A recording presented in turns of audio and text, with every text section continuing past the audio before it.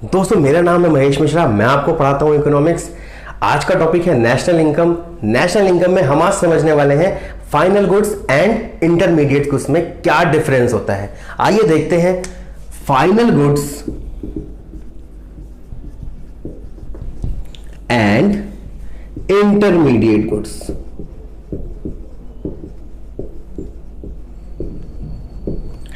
तो बच्चों, final good का मतलब हो गया ऐसी कमोडिटी जिसमें फर्दर प्रोसेसिंग रिक्वायर्ड नहीं है।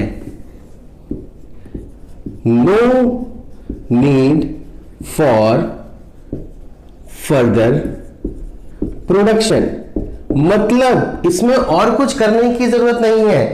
रेडी टू यूज कंडीशन में है ये, रेडी टू यूज या फिर रेडी टू कंज्यूम। आप इसको सीधा कंज्यूम कर सकते हो अपने जो भी पर्पज है उसको पूरा करने के लिए। बट इंटरमीडिएट गुड्स कौन सी होती हैं? Intermediate goods are those goods जो रिक्वायर करती हैं कुछ और प्रोसेसिंग, जो रिक्वायर करती हैं कुछ और काम करना, या फिर अगर उनमें प्रोसेसिंग नहीं जरूरी है तो दूसरा पॉइंट जिससे कभी गलती नहीं होगी, और फॉर रीसेल। इसको मैंने अलग फॉन्ट में इसलिए लिखा है, फॉर रीसेल पर्पस। मतलब दो चीजों का ध्यान रखना इंटरमीडिएट गुड्स में, कभी गलती नहीं करोगे। या तो वो फर्दर प्रोसेसिंग के लिए जरूरी है, अभी बाकी है, दूसरी चीजों को बनाने में काम आने वाली है, या फिर आपने उनको रखा हुआ है किस चीज के लिए? रीसेल पर्पसेस के लिए। भाई ये दोनों भी काम कई बार नहीं होते। आपको ये बुक्स वगैरह में सब मिल जाएगा लिखा हुआ कि भाई फर्दर प्रोसेसिंग सही है, रीसेल पर्पस भी सही है, फिर भी कुछ कुछ चीजों में गलती हो जाती है। तीसरी चीज क्या है? अगर कोई भी ऐसी कमोडिटी जो किसी सर्विस को जनरेट करने में हेल्प करती है, that is also intermediate goods for generating further services. इसका एग्जाम्पल मैं अभी आपको दूंगा, कभी गलती नहीं करोगे क्वेश्चन को पहचानने में। 1 नंबर का क्वेश्चन आता है सीबीएसई में, फॉर जनरेटिंग फर्दर सर्विसेज, और वो गलत हो जाता है। बाकी डिफरेंसेस आते हैं कई बार इसके 3 मार्क्स के, तो वहां पर भी ध्यान देना है।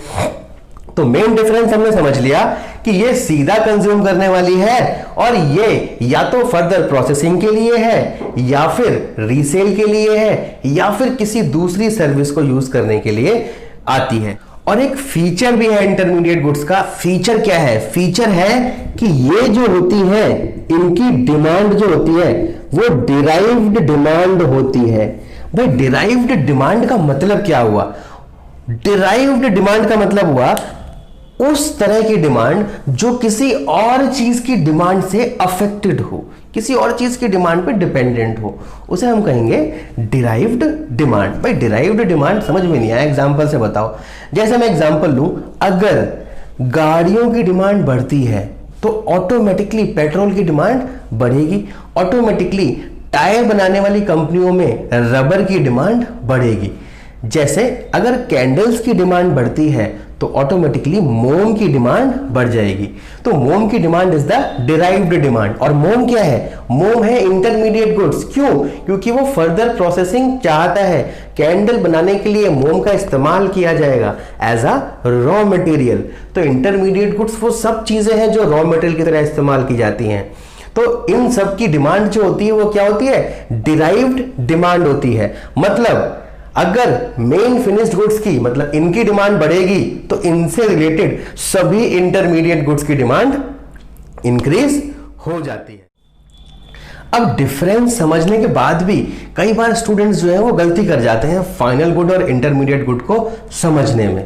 तो एक सबसे बेस्ट क्राइटेरिया जो है वो समझ लेते हैं कि कैसे कैटेगराइज करें फाइनल गुड और इंटरमीडिएट गुड के डिफरेंस को। तो जो एंड यूज है, क्या है बच्चों? एंड यूज ऑफ गुड्स, उससे पता लग जाएगा कि वो फाइनल है या फिर इंटरमीडिएट है।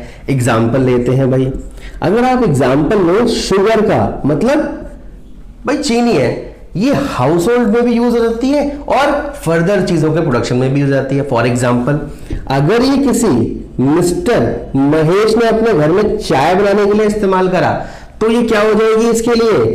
फाइनल गुड, क्योंकि इसने इसको सीधा कंज्यूम कर लिया, ना तो इससे कोई प्रोडक्शन करा फर्दर जिसे रीसेल करे वो, ना ही ये as a raw material use हुआ, इसने चाय बनाई और पी ली।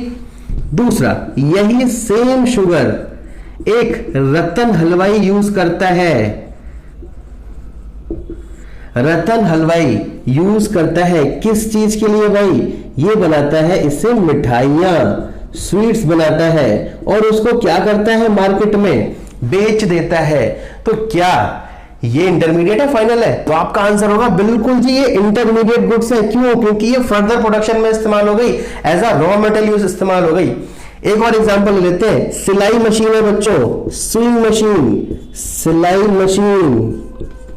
अगर एक हाउस होल्ड इसको यूज करता है तो उसके लिए है ये फाइनल गुड, और अगर इसको दूसरा दर्जी इस्तेमाल करता है तो उसके लिए हो गई ये इंटरमीडिएट गुड्स, जिससे वो फर्दर प्रोडक्शन करने में मदद कर रहा है। तो एक सिलाई मशीन फाइनल भी हो सकती है और इंटरमीडिएट भी हो सकती है।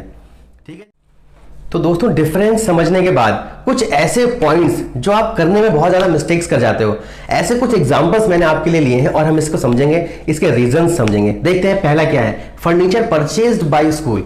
अब आपको बताना है ये इंटरमीडिएट है या फाइनल गुड है। आप वहां आंसर दीजिए, मैं यहां आंसर देता हूं। तो फर्नीचर अगर परचेज किया गया है स्कूल से, इसका मतलब ये कई साल तक चलने वाला है स्कूल के लिए। तो और स्कूल इसको ना तो रीसेल करने वाला है, ना ही स्कूल इस फर्नीचर से कुछ प्रोड्यूस करने वाला है।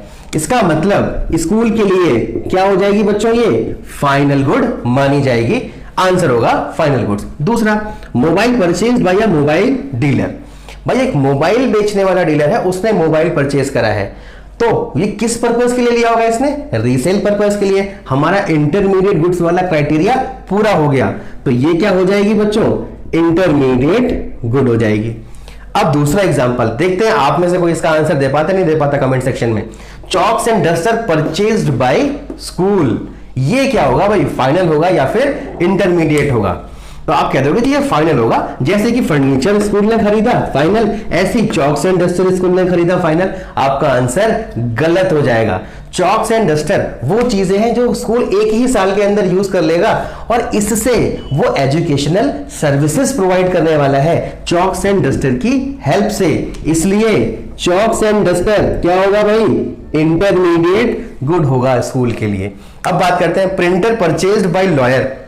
अब यहां से आप यहां कंफ्यूज होने वाले होंगे कि भाई लॉयर भी अपनी सर्विसेज देने के लिए प्रिंटर का इस्तेमाल करेगा। आंसर होगा नहीं, लॉयर की सर्विसेज का प्रिंटर से कोई लेना देना नहीं है। लॉयर की लीगल सर्विसेज है, वो प्रोफेशनल नॉलेज रखता है, वही उसकी सर्विसेज देने के काम आने वाला है।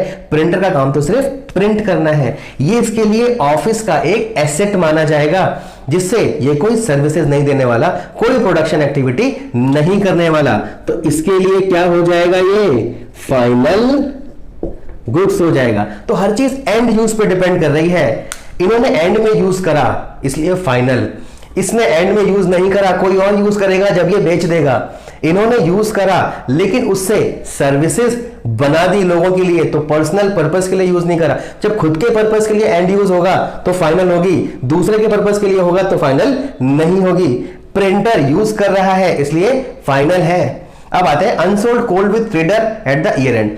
भाई एक कोल है, कोल बेचने वाला बंदा है। अब ये काम भी कोल का करता है, कोल ही रीसेल करता है, कोल ही खरीदता है, कोल ही बेचता है, लेकिन साल के एंड में इसके पास कोल बचा हुआ रह गया, क्लोजिंग स्टॉक रह गया। तो बच्चों हमेशा ध्यान रखना, क्लोजिंग स्टॉक को हमेशा फाइनल गुड में इंक्लूड करना, कभी भी इसको इंटरमीडिएट गुड्स में इंक्लूड मत कर देना, गड़बड़ हो जाएगी। तो ये इंपॉर्टेंट पॉइंट है जो ध्यान रखने वाला था, इसको जरूर ध्यान रखिएगा।